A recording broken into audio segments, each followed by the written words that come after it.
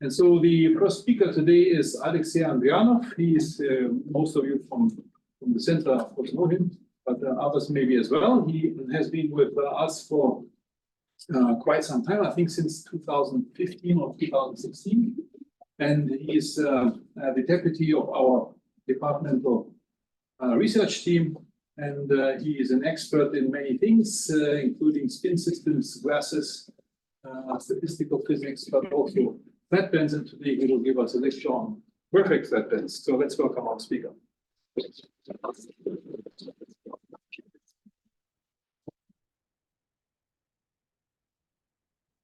Yeah, well, thank you very much for the introduction, and thank you for the opportunity to present these things. And my apologies, especially to the members of the center. I've seen the texts I'm presenting quite a number of times.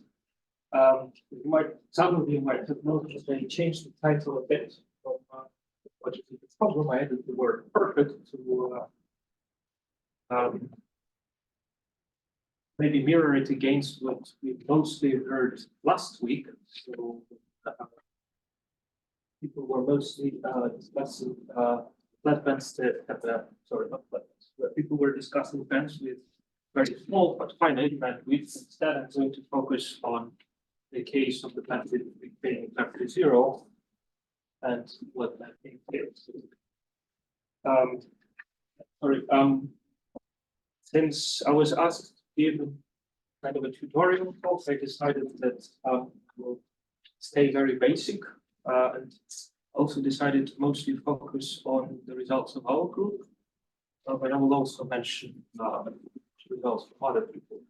Hopefully, if you have questions, here we have plenty of time, don't hesitate to interrupt me at any point. Okay, so first of all, let me mention people that were involved over time. The results I'm going to present, most of them are around here, including even Carlo, who I see over there, is with us only temporarily. So Sergey,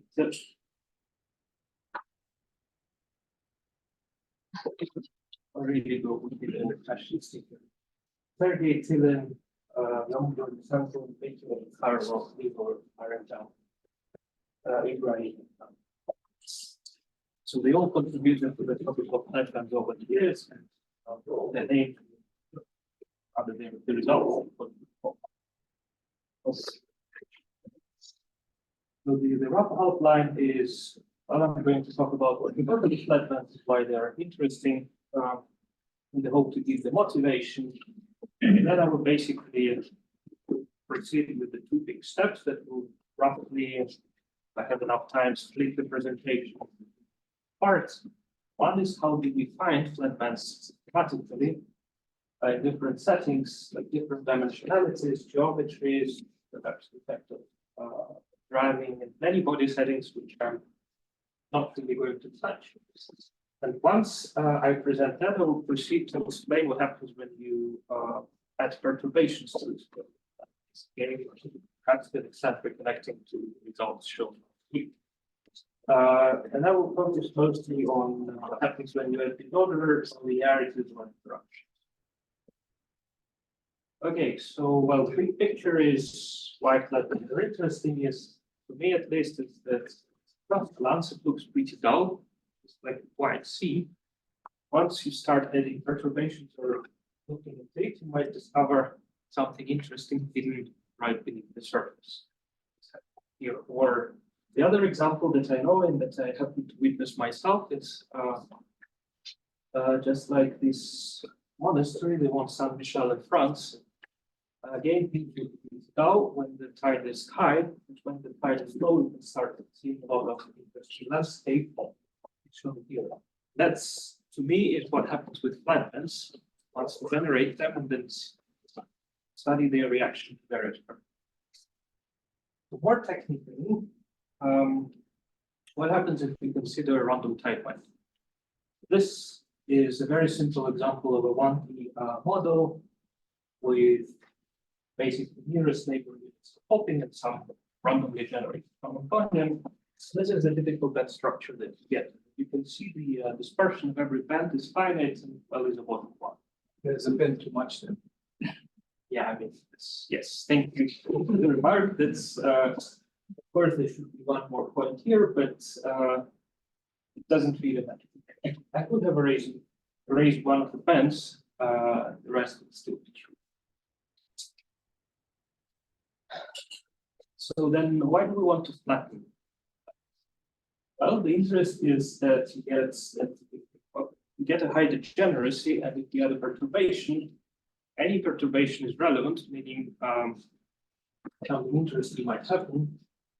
Flatbands that I'm going to discuss, the bands with no dispersion in tight band is just one example of such degeneracies. There are also many body ones. So I'm not going to touch this examples properly, but you can also engineer quantum many body systems with exact macroscopic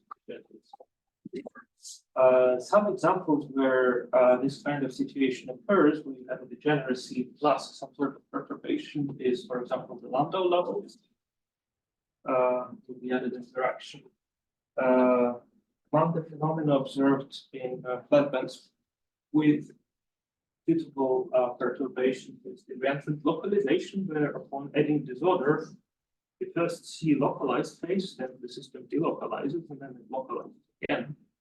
Is not what you normally observe. Well, the flatband ferromagnetism, where you're actually able to prove that the ground state is ferromagnetic. The predicted enhancement of superconductivity in flatband systems or systems in cases of the degeneracy. I think this result surfaced quite a few times last week. The example I like in particular is connected to flatband. So in flatbed ferromagnetism, you mean that you have a magnum band which is completely flat? No, I mean the very old results, the classical result by Sasaki, who actually proved that if you take a Hubbard model with a flat band, you had Hubbard interaction, I think at half filling, you get strictly magnetized ground state. I mean, this is not like numerics or approximation, we proved that. So that's obviously in the many body system, that's not easy. Yeah, so the example I like with the classical spin liquids, which I guess some people in the audience might be familiar with, they actually, in some settings, they also feature highly degenerate ground state, and you can show that this high degeneracy leads to very exotic excitations out of this degenerate ground state manifold, which correspond to magnetic monopoles, which were, I think, in a part of experiment. Sorry. I would just to repeat the question. Can you make us some flat band or the magnum? Yes, you can. I mean, this has been studied somewhere. Well, in Kagome, actually, many flat band tight binding models can be converted into magnetic systems, and the magnonic excitations would probably give you a flat band. I wouldn't dare say that like any flatband system, if you promote it to say ferromagnetic Hamiltonian, would automatically have a flat magnonic band above the ground state.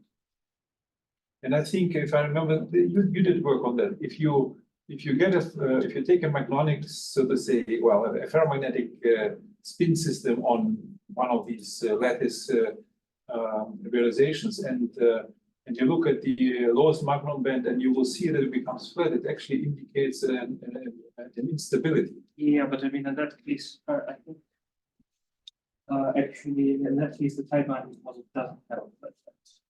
It must not be. I'm just saying that if you get a flat magnum band, then you enter some instability. Something has some rearrangements. Might happen, but my point was slightly different. I was saying if you take a tight binding model with a flat band and you convert it into spin level, say this might lead to.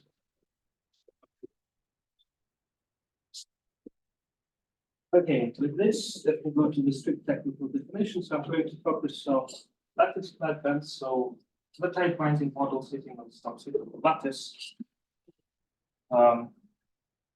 with finite range popping, strictly finite range. I want to focus on the case where one of the bands is strictly flat, so the dispersion is 0. And here are a few examples. Again, some people in the audience might be familiar with the diamond chain, respective spectrum, where flatband is marked in red, or the one leaf, one stub, the leaf lattice, the ice lattice, the other options. So quite obvious this models are fine-tuned, as I have shown the simple toy random Hamiltonian. You won't get them just by random choice, at least not easily. And they have already anticipated their fragile perturbation. Yeah. Just to repeat the statement, a random peak leads to a spectrum that's fully dispersed. Then how do you find? I'm going to spend a bit of time just to illustrate how many different approaches or attempts were made to discover flatbands. How unobvious the problem wasn't. So one way is just an accident. You're just lucky. As for example, happened in many tight binding models subject to a magnetic field, you simply thread a magnetic flux. For example, here for the dice lattice, you thread the magnetic flux perpendicular to the lattice plane. And this is with a third or half flux quantum, spectrum becomes generated with just 3 values. And this was observed also in a number of other magnetic laboratories. And another lattices. Another class of flatband is so-called line, which are obtained through the so-called line graph construction, and they typically corresponds to the edge or corner lattices. And this is quite familiar for people created magnetism. For example, if you consider tight binding model, pyrochlore lattice, which is a lattice of corner sharing or lattice of corner sharing triangles, which could exist in different variants. This one is the hyperpegoma, this one is garnet. They look pretty terrifying, but they all have a flatband, and that flatband is the ground state. And the feature in common with this Hamiltonian or the Hamiltonian with this tight binding models is that they operate in this form. And was pointed out by Andreas Milke that this is actually a generic feature of all such tight binding Hamiltonians, namely if you consider an arbitrary graph. You then construct its line graph, which is just corresponds to taking a new graph where every vertex is an edge of the original graph, and then the connectivity is decided by whether 2 vertices, so the edges of the original graph, actually share a vertex. So here I'm giving exactly an example of a simple graph, and the red is corresponding. And then prove that tight binding Hamiltonian with the line graph, the red one, necessarily have a flatband that is the ground state. The rough idea how you see that is by noticing that you can always write a Hamiltonian line graph in this form, and the lowest state you get is actually where you try to vanish every single square independently. That's more or less how it is. It's also sort of what is W and phi here? Could you please comment? Well, phi is more or less the actually it's my typo. It should be rather phi h phi, the action of the Hamiltonian on some state phi. Phi W are just some weights. I didn't specify the which weights I take. And I'm not saying that this has to be the hoppings on this line graph has to be uniform. They can be pretty arbitrary, so long as you satisfy the line graph structure. Excuse me. What does the subscript U stand for? So I mean, here I'm again.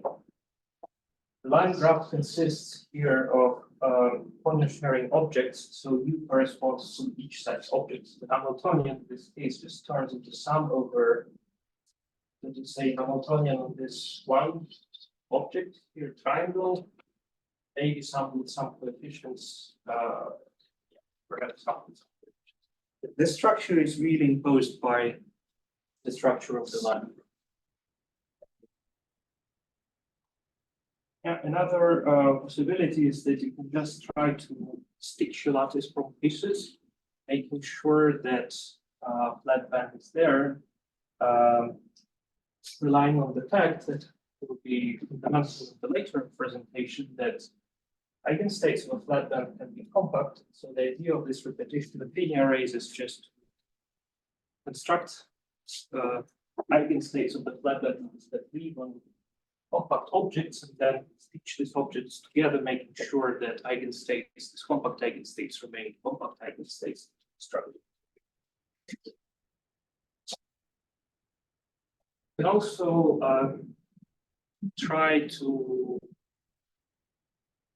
start with an existing flatband that you have found, for example, by one of the previous methods, and then try and apply some transformations to Hamiltonian that will keep it flat. And that's example proposed by Ian that's called origami rules, which are exactly a set of rules that will perform a given Hamiltonian to the flatband with a different Hamiltonian, but the flatband reserved way every step transformation.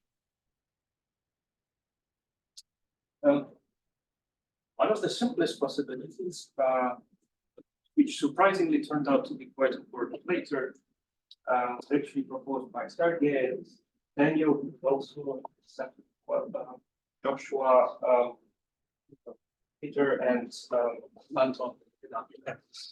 Over 10 years. What they paid before.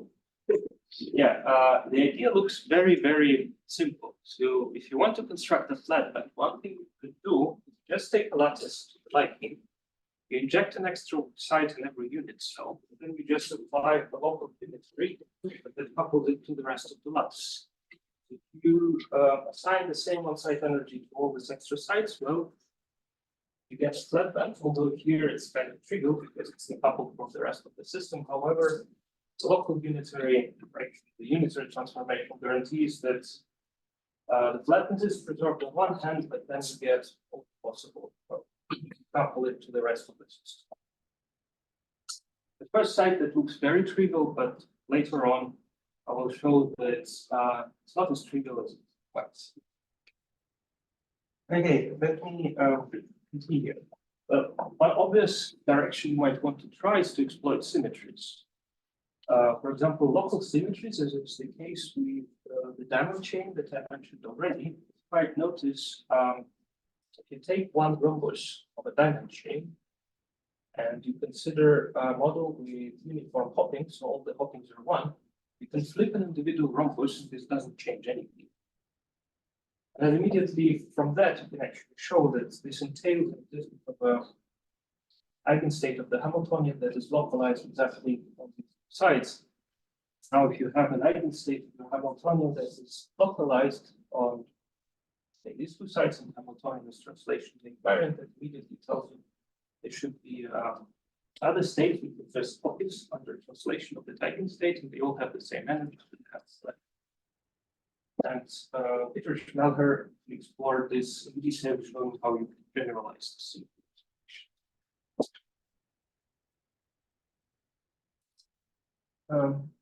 Yet another approach, which was tried by Plasakin, was just again to gamble, to add a perturbation to a Hamiltonian and see if you can fine-tune the coefficients to keep the band flat.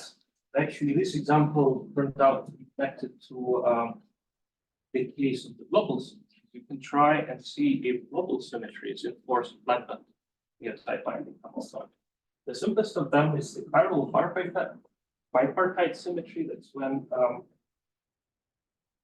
can split the sides of your model into two parts, and you can only hop from one part of the sides to another one. Common example, famous example is the Lie lattice shown here, where black sides corresponds to one subset, white sides to the other, and you can see hopping here only allows you to hop from black to white and from white to black. What that immediately entails is that if you find an eigenstate with a given energy E, very easily construct an eigenstate with an energy minus E, with just by changing the signs of the eigenstate amplitudes on the one substrate. And what this tells you is that if this these two subsets have unequal cardinality, so there are more sites on one subset than the other, you necessarily get some states that under this transformation have nowhere to go, they don't have partners. And the only way out of it is the only way out for them is to have zero energy, and this tells you there's a zero energy degeneracy. That's exactly the case for the lattice, where itself shown here has two black sides and one white side. Yes. But then it's the different cardinality between the two bipartite lattices, which is responsible. It's not the actual chiral symmetry, right? Because if you take a normal two-dimensional lattice, you also have bipartiteness. You just have as many well, you mean the areas as you have square field lattice. sites. Or Sorry? you mean this, if you take the square Normal 2D square lattice, yeah.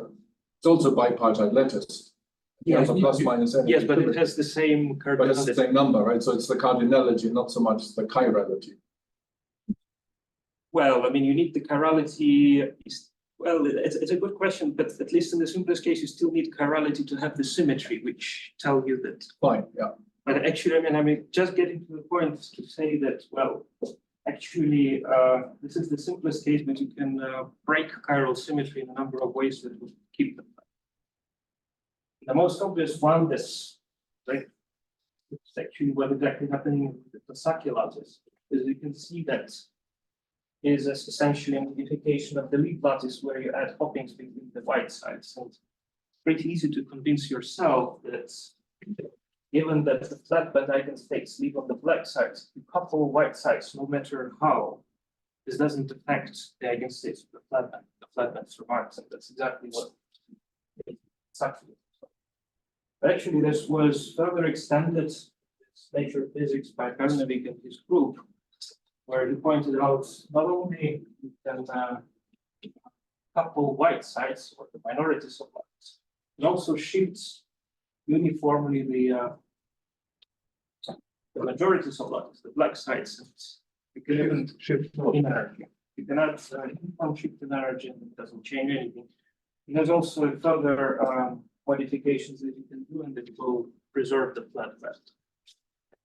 So I'm not sure what's the simple answer. You do need different cardinality and you need the chiral symmetry, but you can break it in a number of ways and keep that. But for odd number of band and you have chiral symmetries and you warranty that you have a flat band, right? Well, yes. Well, I mean, the statement about different cardinalities is just more generic because in that case, you don't even need translation of symmetry. And this was exploited in at least a few cases where people studied quasi-crystals, where they discovered that this imbalance of cardinalities can happen locally, leading to local degeneracies.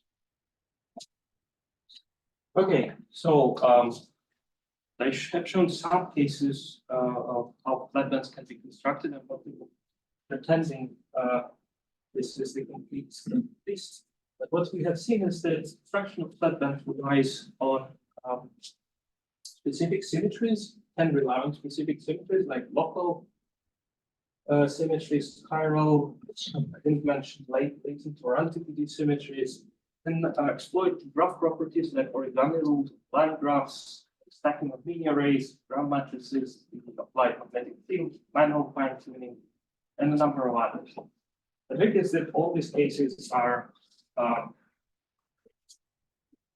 specific in the sense they don't allow you to say anything about the general set of the flatband, therefore exploit the problem.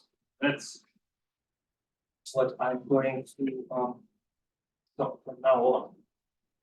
So I'll try to present a way to this. Well, I will present the results of our work over the last, I think, 6 years or so, along with a number of other people showing how you can solve this problem and discover flatband in a systematic fashion, at least for the case of short range and translation invariant amplifier. So for that, I want to summarize the properties of flatbands. The most obvious one is the macroscopic degeneracies. You also have compact localized states, at least in case of, again, translation invariant and short range Hamiltonian, you always have them. Now the set of the CLS might have further properties like some orthogonality. CLS might or might not be orthogonal to each other. They might or might not form orthogonal, complete sets, which basically gives you three possibilities: orthogonal, where the set of CLS is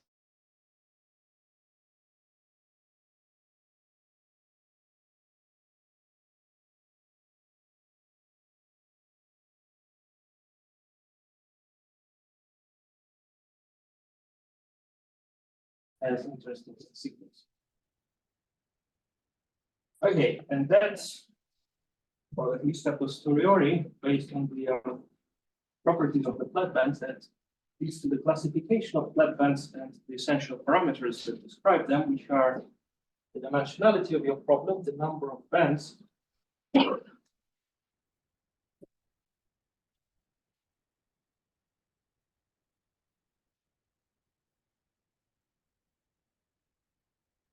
hopping range, which I always assume finite. I assume that there's a finite distance beyond which hopping is restricted to zero. The size of the CLS or its shape, optionally, the lattice symmetries, which in general would constrain the possible amplitudes of the CLS, might eventually include the band patchings, which exactly corresponds to the case where the set of the CLS is not complete. And these have turned out to be these parameters, the main building blocks for construction of flatband Hamiltonians, with CLS essentially acting as the building brick. So, and to explain this idea, let me start with the inverse problem. I was saying, to prove that flatband has a CLS, but how do you find it? Especially what is important was important for our studies, how do you find the smallest one? Because you have a degeneracy. So if you found two different CLS, always the linear combination, and it would also be an identity. The idea is find the smallest possible CLS, the smallest in terms of occupying the smallest possible states. How could that be done? Well, the idea is relatively simple. You just make a series of hypotheses, test them until you're satisfied. So the idea is to start by saying, okay, I have simplicity, I consider a Hamiltonian with one T with nearest neighbor hopping between nearest neighbor unit cell. You must start by assuming that the CLS occupies a single unit cell. Then you simply test it, whether that would be an eigenequation for CLS occupying a single unit cell, or plus additionally make sure it's an eigenstate and it doesn't spread out. It doesn't, if you apply your Hamiltonian, particle doesn't actually fall. Well, and it's quite straightforward to check. If that works fine, that tells you the flatband is CLS that occupies a single unit cell, which actually also tells you that the set of the CLS is complete and orthonormal, because if you consider the copies of the CLS, they don't overlap. It doesn't work, you proceed with 1D compact localized states that can occupy two unit cells, carry out the test. In this case, write down the eigenequation for the two unit cells plus the condition that this state doesn't spread under the action of the Hamiltonian. And so on, to basically keep on trying until you actually find it. You find the size for which these equations have a non-trivial solution. Even you start from the smallest possible size and you keep increasing it, you're doomed to find the smallest possible CLS. Let's see. Okay, and the flatband construction turns out to be quite simple once you realize that the idea, it turned out, is you just take this procedure and you invert it. Instead of saying I have a given Hamiltonian, I try to find the CLS, you say I have a CLS for a given size, and then I try to reconstruct. But more precisely, what you're doing is you fix the dimensionality, you fix the number of bands, you say what hopping range you want to try to fix the CLS size in one dimension or shape in higher dimensions. You can actually fix the flatband energy, might eventually constrain the CLS, the CLS amplitude if you want to enforce some symmetries. And then you try to find the respective Hamiltonian which corresponds to solving this problem. So you know the eigenstate and you want to reconstruct the Hamiltonian. Plus additionally the constraints that your compact state doesn't spread if you activate this Hamiltonian. In the simplest case, in 1D, that was our very first work in that direction, 2017. Just consider the ladder. So 2 sides in the unit cell. Again, a Hamiltonian that allowed hopping between various neighbor unit cells. And here's the set of equations that you get if you follow the steps of the previous slide. Wait, how much time? Half an hour, including. Okay. So what you find is this set of equations. This is basically a slightly modified eigenequation on the CLS amplitude, which we assume the CLS takes. It applies to unit cells plus condition that the state we are looking for is really an eigenstate of the problem, and that if you act on it with the Hamiltonian, it doesn't start spreading out of the direction. Interestingly, this system in this particular case can be solved fully analytically, and what we found was already a surprising result. Namely, we found that despite the fact that I started my presentation with the statement that flatbands are typically fine-tuned, they're not isolated in the space of the Hamiltonians. We found out that depending on the 2 parameters theta and phi, which are basically the angles that parameterize the amplitudes of the CLS, you have a whole continuous family of them. So flatbands, despite being fine-tuned, they're actually sitting on some submanifold in the space of Hamiltonians, which itself is continuous, and you can move along. By the way, the white areas correspond to the angles where we were not able to find any solution, but that probably requires increasing the hopping range. Yes. Sorry, Alexei, could you please explain the colorful stuff a little bit more? You mean along the black solid lines or along all the lines? No, along everything that is not white. So what is the black lines there? I took the figure from our paper. We considered some sub-cases which were particularly simple or. Okay, fine. I mean, generically, actually, so we started with a ladder where we basically assumed all the possible hoppings for nearest neighbor unit cells, but you can actually map it generically onto generalized sawtooth chain. And then for that generalized sawtooth chain, you can have particularly simple cases, and all the spanning lines correspond to simple cases. But so long as you are either this quadrant or that one, you do have a. What was the color code? Do you remember that? The color codes I think corresponded to whether the flatband was above or below the dispersion. Yeah, so so flatbands are not isolated. They form submanifold in the space of the Hamiltonians, and what happens is that rather the lattices that we can realize physically, or the Hamiltonians that are, so to say, look natural to us, and make cuts of the submanifolds, perhaps lead to isolated flatband. Generically, though, hoppings might be quite ugly in this construction. In fact, you can mitigate that by imposing the lattice. So can I ask a question? Yeah. You have a one lattice model and you find CLS by examining 1 unit cell, 2 unit cell, 3 unit cell, Yes. yeah.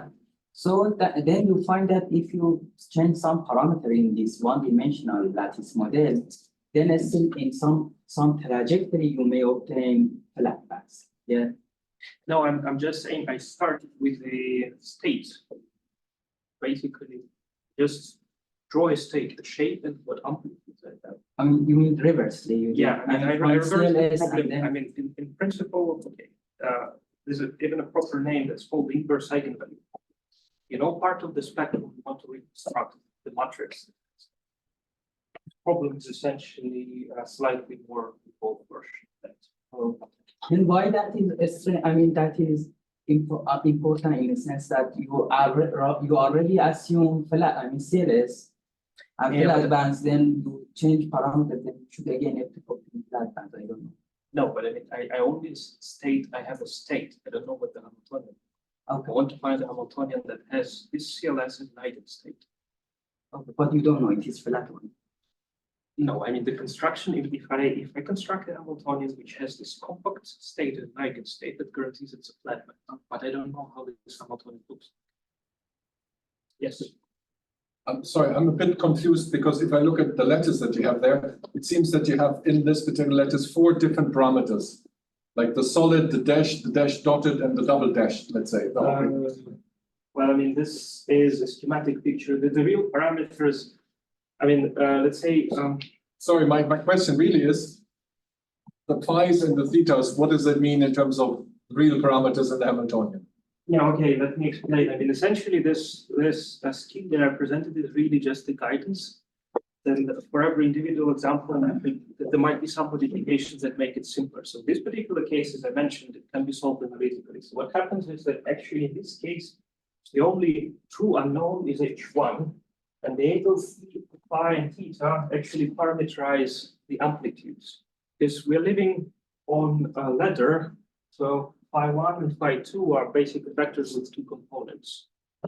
So you can parameterize them as an amplitude and a direction. So these angles correspond to the direction. The directions of the two. Yes, so basically phi2 and phi1 and phi2 are basically 2D vectors. You can parameterize them by a polar angle or azimuthal angle and the amplitudes. So these phi and theta correspond to the polar angles or azimuthal angles of phi1. So when you starting from no CLS, you already know the Hoping range? No. I don't know anything but the eigenstate. I'm basically reconstructing the Hamiltonian from an eigenstate, which is exactly the inverse of what we usually know the matrix. We want to find for Hamiltonian, we want to find the eigenstate. Here it's the inverse. We know the eigenstates and we want to find the compatible. This algorithm works for the like 2 CLSs also. But you start with 2 CLSs or 3, like You mean if you have more than one? yes. Technically, yes, but things get more involved. I mean, the construction is generic and it scales up, but things get more involved. For locality of the Hamiltonian, you have to assume another sense rather than CLS or not. I mean, you have a CLS and you can make your Hamiltonian, I mean, but arbitrarily you can make many Hamiltonian. Yeah? Yes. But how we can guarantee, I mean, Hamiltonian should be local? Well, that is encoded in the equations that you write. I mean, here I assumed that I only have hopping between nearest neighbor unit cells and so only have The ones that even hopping already considered. Well, I mean, if I want to consider hopping second nearest neighbors, I would have to include the matrix H2. There will be extra equations, more parameters. So that can be incorporated. So Hoping can be any range when you firstly, yes, And you can in principle push it to infinite range, but the longer the range, the more complicated the system that you need to solve. But at least in theory, there's no cost. And when you file the Hamiltonian, you also can modify the Hamiltonian, right? I mean, the Hamiltonian is not unique. No, I keep that all together, but you can actually ask the question, I mean, which Hamiltonians are compatible with your given class? You can write a system and also try solving it, which would allow you to parameterize it. Once you know the CLS, that is actually a linear problem, so it's easier to solve. Okay, I'll speed up a bit. So you can extend this to two dimensions where the main complication is that now you can have several directions for hopping, and also the CLS might have different shapes. Finally, you can also use a construction in the block space, which proposed on these works by Bombing, who I think is not in the audience. The other one is Bombing Young, the other one by Graf and Bishop. The idea is very similar to the real space construction, except this time you write your CLS, the eigenstate you're looking for directly in the block space, and you use the fact that is used is that a compact localized state, real space, is transformed simply can be as a simple polynomial into the E to the IK, the dual space. You mean? This R sub alpha, so what is alpha? Well, alpha is basically the size of the unit cell on the CLS. And the idea then is that you construct a set of states, basically that are orthogonal to your given CLS. You just look for the Hamiltonian that vanishes onto the CLS. That basically guarantees this block wave function is an eigenstate, and the fact that it's polynomial is actually guaranteeing this is a flat. And one possible form that was discussed works is basically Leslie uses this set of orthogonal states to construct a projector. Just look at Hamiltonians at the weighted sums of these projectors. They automatically satisfy. Just to illustrate this, with this specific example, say for the if you try it for the deep lattice, that's what the block Hamiltonian for the deep lattice looks like. That would be the CLS eigenfunction, this block representation, where Ty is just this other simple exponentials, and then you can construct the two orthogonal block wave vectors in this form, from them construct the projectors and start playing. Okay, so to sum up, so as you can see, the main building block is CLS. Starting from that, you can actually extend it, and these results were extended in several directions. We can actually extend with, we can consider non-permission Hamiltonians, where the scheme is still working. You can incorporate the symmetries, or eventually the bend touchings, which I didn't mention so far, but which correspond to the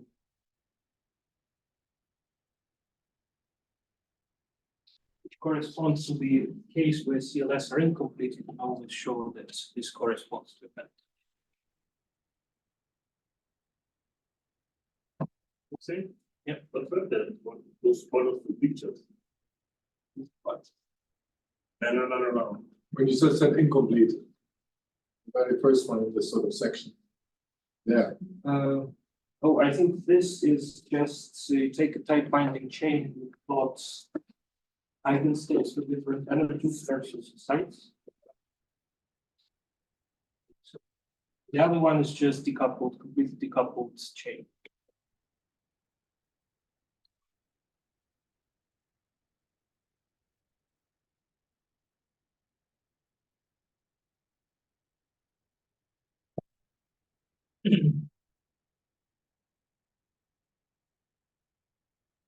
Right, so and that brings me, okay, I'll switch it up a bit, and that brings me to the class of systems that we looked at in the last few years. The case where all the bands are flat. The interest is that those are even more sensitive to perturbations, and as I will hopefully at least mention, allow for some interesting controllable results if we have perturbations.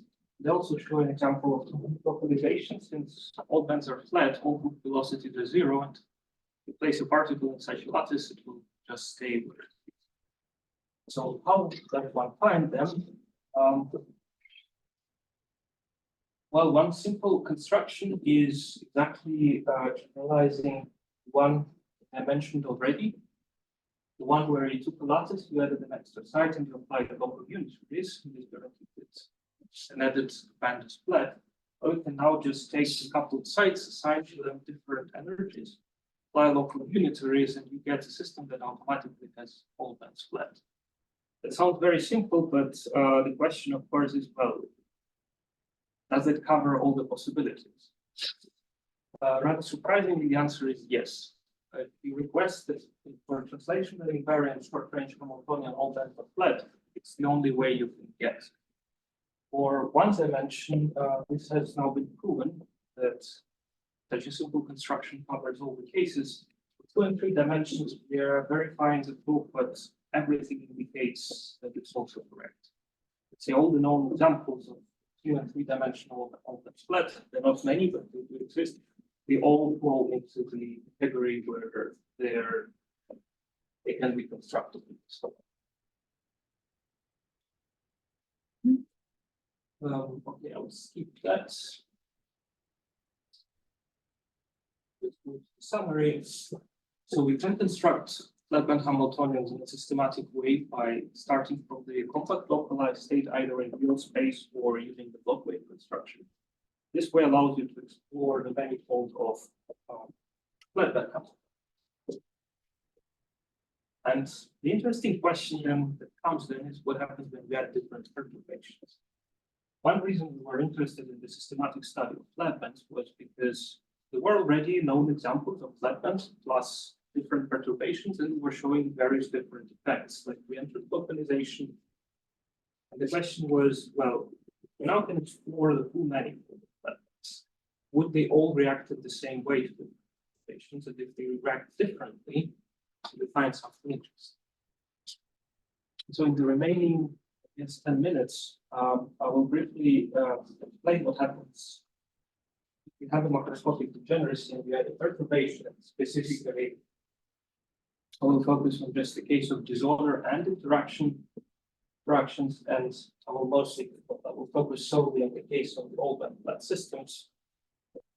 Actually, precisely because they can be generated by local unitary transformations, which makes their analysis simpler.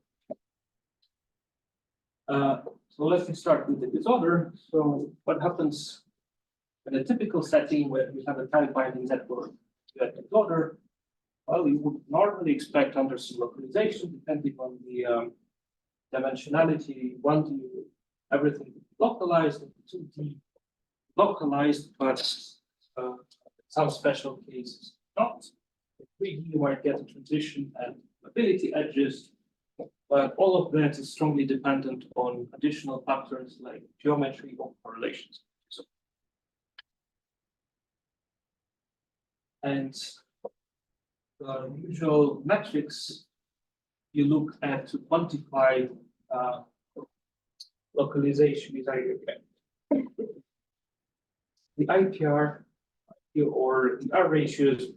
These are just, I'm just mentioning it to give a brief background how we explored the system, explored the models that we discussed. Also, many other standard tools for phase transition applies, like the finite space. So, what was known before we started looking at flatbands plus disorder, basically question extensive degeneracy plus disorder, it was already known that things depend a lot on the flatband type, presence of the gap, and the type of the disorder. For instance, the scaling for weak disorder strength was found to be different in flatbands. The reentrant localization I have already mentioned was also observed, in particular, I think, quite recently in experiments. Finally, critical states were predicted in some weakly disordered flatbands, meaning that which you had a very weak disorder and your system is neither localized nor extended, but it's in the intermediate state. So the question we asked was, what happens if we take an open flat, which we can explore the entire manifold and we add a weak disorder? What would we see?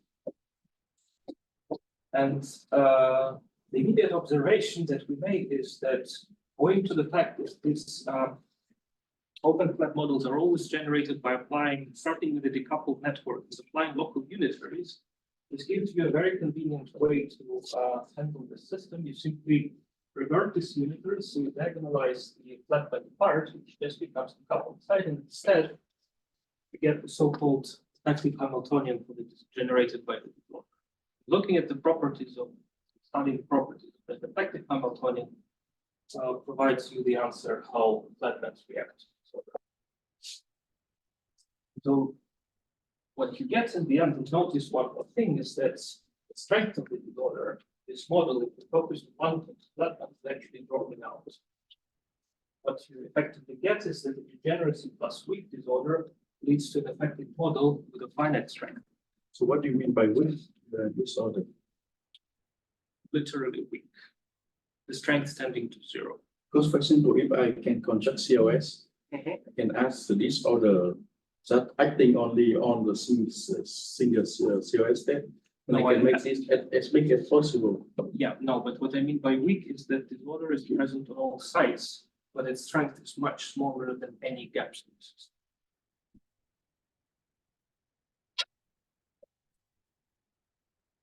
So what we found for the case of the random disorder is that we take an open flat model, we add an infinitesimal disorder, but in 1D everything is localized except some singularities, possible singularities at 0 energy in some cases, as well as in 2D. However, in 3D we observed delocalization, meaning a metal-insulator transition, which is not controlled by the strength of the disorder. Remember, this is always happening at infinitesimally weak disorder. The delocalization happens as you change the parameters of the flatband, meaning as you move along the manifold, open flat Hamiltonians, you add infinitesimal disorder. Some of them remain localized, but some immediately delocalize.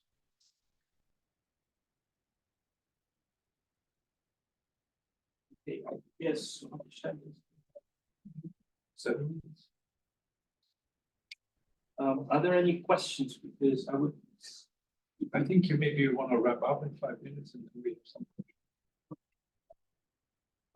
Well, then let me cover the case of the quasi-periodic perturbation. So I considered the case of the random disorder. Now, what happens if you add quasi-periodic perturbation? And the interest here is that that normally gives you a metal-insulator transition, also 1D.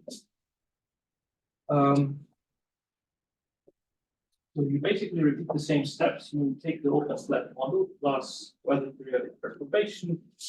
You apply the local unitaries that diagonalize the open flat model, and you end up with the new effective model, which in the case of the ladder, so we consider in this case 1D ladder with open flat, it reduces from very weak disorder to an effective model with both quasi-periodic hoppings and outside energy.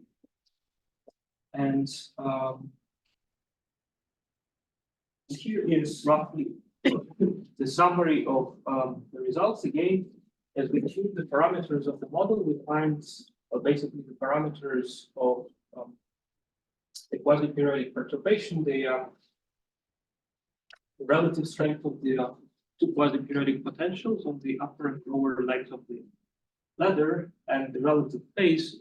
We find that most of the time the system remains localized. However, some special cases shown here, we find either critical states or even a transition from critical states to fully localized. Or finite strength of the disorder, so finite strength of the quasi-periodic potentials that founds the fractality or anomalous mobility edges. So we found that part of the spectrum was critical, like at the Anderson transition, and the other states, the yellow here, are all localized. So how you detect this transition? I mean, this transition is crossover. No, it's What you mean, this one or that one? Well, here we were lucky. That model actually maps, I mean, for the parameters we considered, it maps exactly the extended Harper model. That one was studied by mathematicians and they charted out. In this case, we had to resort to numerics. This is a inverse issue. Yes, then we I used mean, then you have to pick some number for this transition. I mean, some number you are saying that beyond that it's critical or not, I mean, completely localized or extend. Well, we did the energy during 15th, the IPR around the given energy and just shifted the temperature back. Okay, scaling. This is a scaling. Yeah, we did a we had, yeah, well, some of whom the PhD student has already graduated to do quite a lot of simulations. Sorry, how you distinguish in practice between weak and finite? Well, I mean, it's always compared to the gap. But let's say, of course, in simulations, any disorder is sort of finite. Here, weak means we literally take the limits of the disorder becoming very weak. As I was mentioning, So it allows you to throw away some terms and something. I mean, so I mean, you can make an approximation that the disorder, well, here the potential effect is much weaker, it's much smaller than the gap. It allows you to actually, because we started with a ladder that allows you to do the effect model, which basically is also a ladder of the happens between all sides, is to throw away one length of the This quasi-crystal model has some topological state sometimes. Sorry, which? Quasi-crystal model, like Fibonacci model. I mean, some state is there which is related to quantum Hall effect in 2D dimension. And it can cross the gaps. So whether this is also possible in this, I mean,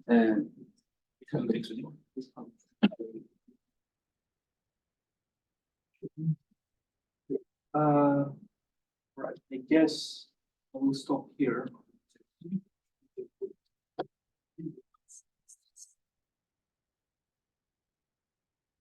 I will stop here and thank you for your attention. I will.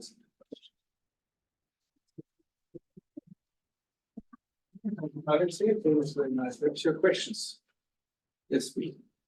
So, solving a model Hamiltonian, maybe as a consequence of fine tuning, sometimes you're able to find nearly flat but not perfectly flat bands. So, if I have like luckily find such a nearly flat band, and is there a good strategy to find CLS-like states for those like dispersive but very flat bands? If there's a perfectly flat band, and yeah. Well, I guess the problem here is that if you know, so to say, what is the flat band, the perfect flat band in proximity, then you maybe can try to use the knowledge of the CLS to guess. But otherwise, I think you will just have to try your best with the linear functions. Because once the dispersion, the bandwidth is finite, your eigenstates are log waves. So I cannot think of anything better. Thank you.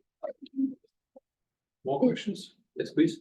Using your method to construct Hamiltonian from CLS, before you construct this Hamiltonian, do you know this Hamiltonian, this flat band in the Hamiltonian will be topological or not? Topological or trivial? Well, here the problem is, what do you mean by topological? Because for, let's say, in 2D, is an old result from 2014 that you cannot have simultaneously finite range hopping, flatband, and non-trivial churn.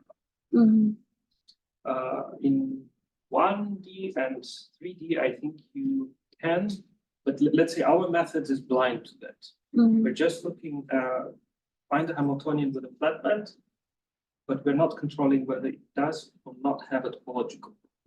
I think though it can easily include it in the construction because whatever topological frameworks you're looking at is encoded in the eigenstate.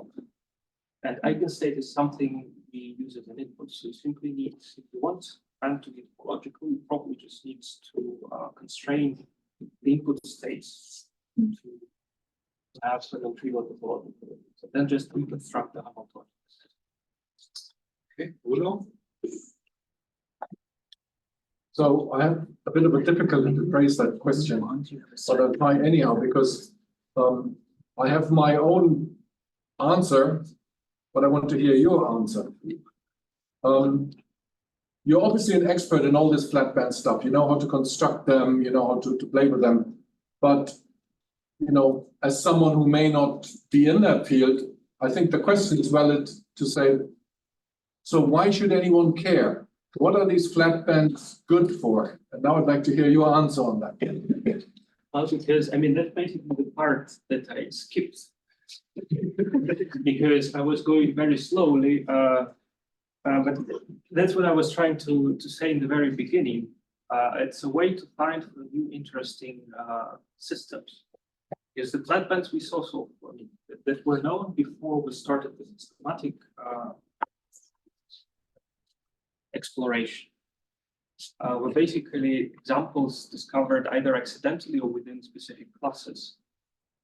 And our motivation was exactly to see what happens if we can construct all the flatbands systematically and add perturbations. Can we find interesting examples? One examples I skipped, for instance, are the flatbands where even in presence of interaction, you keep your localization. So you get a model, you get Hamiltonians that have both hopping, interaction, principle we can even let disorder, they will remain completely non-ergodic in a proven way. You don't need to believe barracks. More questions? Yes, please. I have a question regarding this method to apply for this non-Hermitian system. So we use bi-orthogonality or like because this non-Hermitian system they are sensitive to this boundary condition. So Yes, good question. No, we just we only use a very simple.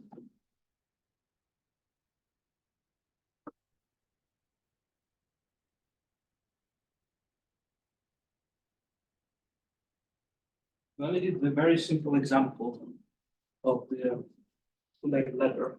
In that case, it just corresponds to relaxing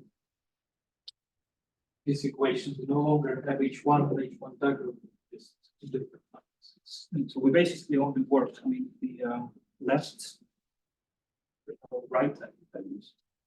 I think we tried to look whether there was any non-trivial scheme type. My memory is saying no. More questions? Yes, please. Percolation is a topological non-trivial. In that flatband, it's sticking to the dispersive band, and you cannot resolve that advantage without sacrificing it. So I want to know there is some that does not affect the localization. Well, yes, that's what I barely touched. Kagome is exactly the. In order to have that, yes, so it's exactly related to this classification of orthogonal, non-orthogonal income. So in Kagome, you have the touching, that's the case. So the CLS set there is. But the band is not topological. Well, I think here topological, the statement about topology is that you cannot easily remove it. Remove by doing what? And you just change your COS elements. You apply your construction method and you get a new Hamiltonian and probability one, everything, all this stuff will be gone. Just probably opening it. Yes, but I think that's the question that we had to leave. So yeah, but the short answer is the touchings of the flatband, I guess the Kagome might touch. They're related to the class. But you can also have a touching by also with this sort of flatbands, but this is trivial. So I think Lee is the same. So if can I? Oh, yes, So once, at least in 2D, once the flat band touching with any dispersive band, when you suppose add spin orbital coupling, open up the gap, this flat band always non-trivial, like Chen band. I think in general, if you had spin orbit coupling, you would lose the flatness unless you take some extra. In not perfect flat, but it will be topologically non-trivial. I think there were works on that, but said I myself have not. I don't know the generic answer. Like, what if you have a flat band and you add the weak perturbation? What are the conditions for the resulting weakly, well, needed flat band? Sorry. okay. Last call for questions. No questions, let's thank Alexei again.